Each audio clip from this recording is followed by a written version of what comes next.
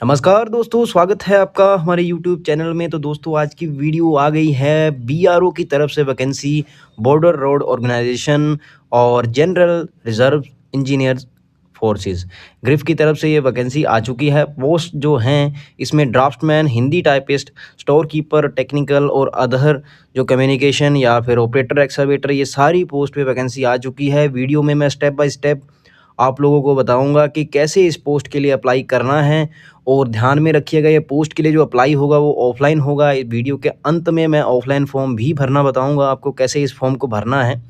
और 899 वैकेंसी से भी ज़्यादा वैकेंसी जो इसमें है वो निकल चुकी हैं, जो कि टेंटेटिव है, कम या ज़्यादा हो चुकी है, ठीक है, हो सकती है।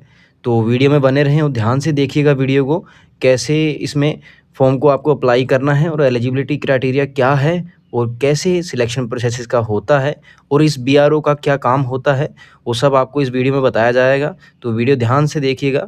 इससे वीडियो को अगर आप पूरा देख लेते हैं तो आपको किसी भी और वीडियो को देखने की ज़रूरत नहीं पड़नी चाहिए दोस्तों। तो चलिए वीडियो को शुरू करते हैं। तो बॉर्डर रोड ऑर्गेनाइजेशन बीआरओ की तरफ से या फिर general reserve engineer force grief की तरफ से जो ऑर्गेनाइजेशन की तरफ से ये वैकेंसी निकल चुकी है। और पोस्ट का जो नाम है वो है draftsman, Hindi typist, store keeper, technical, operator communicator, operator excavator machinery, OEM, ordinary grade electrician, ठीक है। ये सारी पोस्ट पे वैकेंसी निकल चुकी हैं। टोटल 7 ऐसे ट्रेड हैं जिन पे ये 899 वैकेंसी निकल चुकी हैं। इसके अलावा एक्स सर्विसमैन और पार्शली डिसेबल जो हैं वो भी इस पोस्ट के लिए अप्लाई कर सकते हैं, ठीक है। तो टोटल वैकेंसी है जो 899 है और क्रॉस 6 ट्रेड हैं और ex serviceman and PVD seat जो हैं, पार्शली डिसेबल जो हैं, उनके लिए भी सीट इसी में ही इंक्लूड होंगी। तो 899 पोस्ट हैं। इसमें पे स्केल की बात करें तो आपकी 5200 से 20,000 तक की बेसिक सैलरी है, जिसमें ग्रेड पे आपका 2800 ड्राफ्ट्समैन के लिए है और 1900 ऑल अदर ट्रेड के लिए इसका जो ग्रेड पे भी है। इसके अलावा DA, HRA, transport allowances, hardship और रिस्क अलाउंसेस जो कि बीआरओ के रूल के हिसाब से, गवर्नमेंट ऑफ इंडिया के रूल के हिसाब से, वो भी आपको मिलेंगे। क्योंकि वहाँ पे जो बीआरओ का बेसिकली जो काम है, सबसे पहले जो ये होता है कि बॉर्डर रोड ऑर्गेनाइजेशन, इसके नाम से ही आपको समझ जाना चाहिए कि जो बॉर्डर के जो रोड्स हैं उनको ये क्लियर करते हैं और नए बनाते हैं और इंडियन आर्मी के साथ संपर्क में रहते हैं और उनका ही जो कार्यभार ज़्यादातर संभालते हैं, ठीक है। तो उसके साथ साथ आपको वहाँ का रिस्क अलाउंस, जैसे कि आपको बॉर्डर एरियाज़ में आप रहते हो या फिर आप, ठीक है, लाइन ऑफ कंट्रोल की तरफ आप रहते हो, तो ज़्यादातर आपको रिस्क अलाउंसेस भी वहाँ पे बढ़िया देखने को मिलता है। तो आपकी जो बेसिक जो सैलरी हो जाती है, टोटल इंक्लूड करके सारी सैलरी आपकी 35 से 40 हज़ार के करीब में हो जाती है। तो एक बहुत ही अच्छी ये जॉब है। और इसमें जो आपका ट्रेड वाइज आपका जो एग्ज़ाम है वो कंडक्ट होना है और ऑफलाइन होना है। ये देख लेते हैं कैसे होता है। तो जॉब की जो लोकेशन है वो ऑल इंडिया है, ठीक है। नदर्न और ईस्टर्न रीजन में आपकी जो स्पेशली इंडियन मतलब जो कैंडिडेट्स हैं वो अप्लाई कर सकते हैं, ठीक है। और ऑल ओवर इंडिया भी अप्लाई कर सकते हैं, ठीक है। और एप्लीकेशन का जो मोड है वो ऑफलाइन होने वाला है और बाई पोस्ट सर्विस टू कॉम्बटेंट, ठीक है। आपको ऑफलाइन अप्लाई करना है, पोस्ट सर्विस से करना है, ठीक है। आपको हार्ड कॉपी भेजनी है, किसको भेजनी है? Commandant grip centre, DG camp, Pune 411015। ये मैं आपको बता दूंगा लास्ट में कि कैसे इस फॉर्म को अप्लाई करना है, भरना है और कैसे इसको सबमिट करना है, ठीक है। सिलेक्शन प्रोसेस जो आपका होगा वो बिल्कुल ही सिंपल तरीका है, ठीक है। आपका रिटन एग्जामिनेशन होगा नॉर्मल सा, जो कि 10th पास आपका जो, ठीक है, 10th के सिलेबस के हिसाब से आपका रिटन एग्जाम होगा। फिजिकल एफिशिएंसी टेस्ट होगा, आपकी जो फिजिकल एफिशिएंसी देखी जाएगी, ठीक है। आपका ग्रेड टेस्ट होगा, ट्रेड टेस्ट होगा, ठीक है। आपके ट्रेड के रिगार्डिंग, चाहे आप ऑपरेटर हो, चाहे आप इलेक्ट्रीशियन हो या फिर किसी भी अन्य ट्रेड से आप संबंध रखते हैं, तो आप उसका हिसाब से आपका वहाँ पे ट्रेड टेस्ट होगा, ठीक है। प्री मेडिकल एग्जामिनेशन, आपका प्री मेडिकल एग्जामिनेशन होता है जो कि नॉर्मल होता है। बाकी आपका डॉक्यूमेंट वेरिफिकेशन लास्ट में होगा। ये सब सारे स्टेप आप फॉलो करके डॉक्यूमेंट वेरिफिकेशन तक आपका सिलेक्शन मोड जो है यहाँ तक चलता है, ठीक है।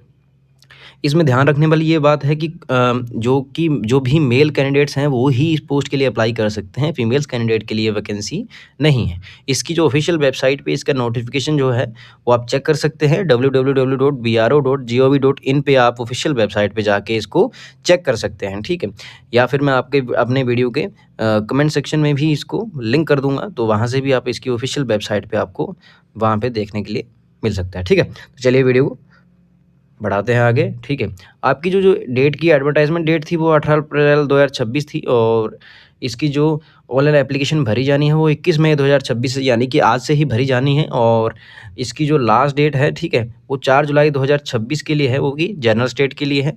बाकी जो रिमोट कंट्रोल एरिया से आते हैं या फिर नॉर्थ ईस्ट स्टेट से आते हैं, जैसे कि असम, मेघालय, अरुणाचल, मिज़ोरम, मणिपुर, नागालैंड, त्रिपुरा, सिक्किम, लद्दाख, J&K, लाहौल स्पीति, हिमाचल प्रदेश, और ऐसे कोई चंबा, अंडमान निकोबार, आइसलैंड, ऐसे लक्षद्वीप जैसे स्टेट से आप आते हो या फिर यूनियन टेरिटरी से आप आते हो, तो आपके लिए जो फॉर्म की अप्लाई भरने की जो डेट है वो 19 जुलाई 2026 है। यानी कि 4 जुलाई 2026 से मतलब 19 जुलाई 2026 15 दिन आपको एक्स्ट्रा मिल रहे हैं फॉर्म भरने के लिए, जो कि रिमोट एरिया से लोग आते हैं। ठीक है, एज आपकी जो कैलकुलेट की जाएगी वो 1 जून 2026 से की जाएगी। और आपका जो रिटन एग्जामिनेशन है और फिजिकल एफिशिएंसी टेस्ट है वो डिसाइड करेगा कमांडेंट ग्रिफ। ठीक है, कमांडेंट डिसाइड करेगा कब आपका एग्ज़ाम करवाना है और आपका फिजिकल एफिशिएंसी टेस्ट करवाना है या ट्रेड टेस्ट करवाना है। ठीक है, वो आपके फॉर्म के हिसाब से आपको वहाँ पे इंटीमेट कर दिया जाएगा। ठीक है, तो वैकेंसी आपको मैंने ऑलरेडी बता दिया है, 899 वैकेंसी है और इसका डिस्ट्रीब्यूशन इस प्रकार है। ड्राफ्ट्समैन जो है 42 वैकेंसी है। ठीक है, एक्स सर्विसमैन और पार्शली डिसेबल है, उनका राइट साइड में यहाँ पे डिस्ट्रीब्यूशन दिखाया गया है, तो वहाँ से आप भी चेक कर सकते हो, वीडियो को पॉज करके भी आप चेक कर सकते हैं। तो मैं बता देता हूँ, हिंदी टाइपिस्ट जो है उसकी 10 वैकेंसी है, स्टोर कीपर टेक्नीशियन जो है उसकी 300 वैकेंसी है। सबसे ज़्यादा वैकेंसी SKT की है, जो कि एक बहुत अच्छा ट्रेड भी है। और ऑपरेटर कम्युनिकेशन की 261 वैकेंसी है, और ऑपरेटर एक्सावेटर मशीनरी OEM की 207 वैकेंसी है।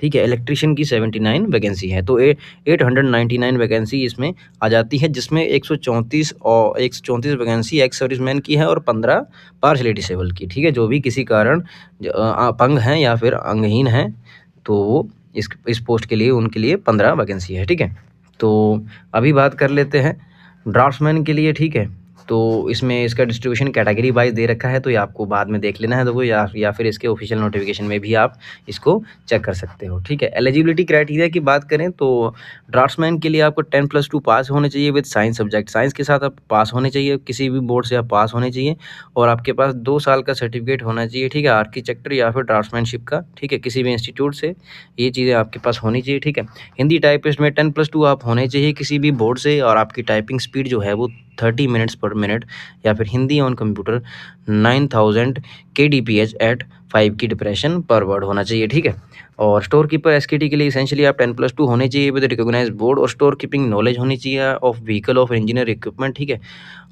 3 years experience in store establishment, आपके पास किसी भी स्टोर का एक्सपीरियंस होना चाहिए, चाहे आपने सिविल में कहीं कोई जॉब की है, किसी स्टोर में काम किया है, तो 3 साल का कम से कम आपका एक्सपीरियंस चाहिए। और class 2 course of storesman technical एज पर डिफेंस सर्विस रेगुलेशन, आपने या फिर क्लास 2 कोर्स किया हो कोई भी स्टोर्समैन टेक्नीशियल के रिगार्डिंग डिफेंस सर्विस रेगुलेशन के रिगार्डिंग। ठीक है, तो ऑपरेटर कम्युनिकेशन की बात करें तो आपने 10th पास की होनी चाहिए। ठीक है, वायरलेस ऑपरेटर और रेडियो मैकेनिक सर्टिफिकेट आपके पास होना चाहिए, या फिर आपके पास ITI होनी चाहिए। ठीक है, defence trade certificate of Indian army institute. ठीक है, डिफेंस ट्रेड सर्टिफिकेट भी आपके या फिर होना चाहिए आपके पास, और नॉलेज होनी चाहिए रेडियो टेक्नोलॉजी की। ठीक है, ये सब चीज़ें आपको ध्यान में देनी है, और इनके ऑफिशियल नोटिफिकेशन में भी एक बार इसको आपको चेक करना है, जिसका लिंक मैं अपने डिस्क्रिप्शन में दे दूंगा। ठीक है, ऑर्डिनरी ट्रेड जो है उसके लिए मैट्रिकुलेशन आप पास होने चाहिए किसी भी बोर्ड से, और heavy motor vehicle driving licence होना चाहिए आपके पास, HMB ड्राइविंग लाइसेंस होना चाहिए आपके पास, और एक्सावेटर का 6 महीने का एक्सपीरियंस होना चाहिए आपका ड्राइविंग का, या फिर आपके पास क्लास 2 कोर्स का ऑपरेटर एक्सावेटरी मशीनरी का, या आपके पास कोर्स का सर्टिफिकेट होना चाहिए। ठीक है, इलेक्ट्रिशियन ट्रेड के लिए सिंपली मैट्रिकुलेशन आप 10th पास होनी चाहिए, और आपके पास सर्टिफिकेट होना चाहिए ITI में ऑटो इलेक्ट्रिशियन का। ठीक है, ये 2 चीज़ें आपकी चल जाएंगी इस ट्रेड के लिए। ठीक है, या फिर आपके पास इलेक्ट्रिशियन क्लास 2 कोर्स होना चाहिए एज पर डिफेंस सर्विस रेगुलेशन। ठीक है, एज लिमिट की बात करें तो एज लिमिट आपकी 18 से 27 साल होगी। ठीक है, और 1 जून 2026 से इसको कैलकुलेट किया जाएगा। 1 जून 2026 से अगर आप 18 साल के हो जाते हैं तो आप इस पोस्ट के लिए अप्लाई कर सकते हैं, और 1 जून 2026 से पहले आप 27 साल के होने चाहिए, उससे ज़्यादा नहीं होने चाहिए। ठीक है, और गवर्नमेंट सर्वेंट जो हैं आपके जो एक्स सर्विसमैन हैं उनकी 40 साल तक रिलैक्सेशन है, और SC ST के लिए 45 ईयर्स है। ठीक है, पार्शली डिसेबल के लिए 10 साल की रिलैक्सेशन इस नोटिफिकेशन में दी गई है। ठीक है, तो 18 से 27 साल हो गई। ठीक है, SC ST के लिए 5 साल का रिलैक्सेशन है, और बैकवर्ड क्लासेस OBC के लिए 3 साल का है, और गवर्नमेंट जो एम्प्लॉय है उनके लिए 40 साल का है जनरल के लिए, और 43 ईयर्स का है OBC के लिए, और 45 ईयर्स का है SC ST के लिए। ठीक है, तो एक्स सर्विसमैन में reduction of military service period from actual age 3 years in addition OBC relaxation age applicable. ठीक है, आपकी जो टोटल सर्विस का जो पीरियड है उससे 3 साल से ज़्यादा आप इसमें सर्विस कर सकते हो या अप्लाई कर सकते हो। ठीक है, आपकी अगर एज हो चुकी है और अगर आप एक्स सर्विसमैन हैं तो आप 3 साल के बाद भी इसमें अप्लाई कर सकते हैं। और अगर आप SC ST OBC हैं तो एज़ पर इनके जो रूल्स हैं उसके हिसाब से आपको रिलैक्सेशन एक्स सर्विसमैन में भी मिलेगा। एक्स अग्निवीर के लिए भी बहुत बड़ा मौका है, 3 साल का रिलैक्सेशन है अग्निवीरों के लिए। ठीक है, तो आपको अग्निशपथ स्कीम के हिसाब से आपको ठीक है इस पोस्ट के लिए अप्लाई कर देना है। ठीक है, और बेंचमार्क डिसेबल्ड कैटेगरी जो है उसके लिए 10 साल का रिलैक्सेशन है। और के जो माइग्रेंट हैं उनके लिए भी 5 साल का रिलैक्सेशन है। दोस्तों ये आपका ऑफलाइन एप्लीकेशन फॉर्म है, इसको आपको ध्यान से देखना है। कैसे इस फॉर्म को भरना है मैं आपको बता देता हूँ। इसमें आपको पोस्ट का नाम डालना है। ठीक है, आपका रिक्रूटमेंट सेंटर जो है वो ग्रिप सेंटर पुणे रहेगा। इसके राइट साइड में जो जहाँ पे बॉक्स बनाया है वहाँ पे आपको आपकी एक पासपोर्ट साइज़ फ़ोटोग्राफ लगानी है जिसको आपको सेल्फ अटेस्टेड करना है। ठीक है, और कैटेगरी आपको इसमें यहाँ देख लेनी है। आप जनरल हो, EWS हो, SC ST OBC यहाँ पे आपको टिक कर देना है। ठीक है, उसके अलावा एक्स सर्विसमैन के बेटे हैं या नहीं हैं, आपके फादर रिटायर्ड हैं ग्रिप से नहीं हैं, आपके पास NCC B certificate C certificate, इस पे आपको यस या फिर नो आपको देख के यहाँ पे ध्यानपूर्वक कर देनी है। ठीक है, इसके अलावा आपको आपका नाम जो है ब्लॉक लेटर में डालना है और आपकी मैट्रिकुलेशन सर्टिफिकेट्स हैं और मैट्रिकुलेशन सर्टिफिकेट के हिसाब से ही आपको आपका नाम वहाँ पे डालना है। ठीक है, तो ये सारा फॉर्म जो है वो ब्लॉक लेटर में भरा जाएगा। आपका फादर का नेम, ठीक है, डेट ऑफ बर्थ आपकी डेट मंथ ईयर उस हिसाब से भरा जाएगा। Permanent address with pin code और फिर आपका प्रेजेंट पोस्टल एड्रेस। अगर आपके 2 एड्रेस हैं, आपका जो आधार कार्ड पे एड्रेस है वो अलग है और कहीं आप रहते हैं जहाँ पे वो अलग है,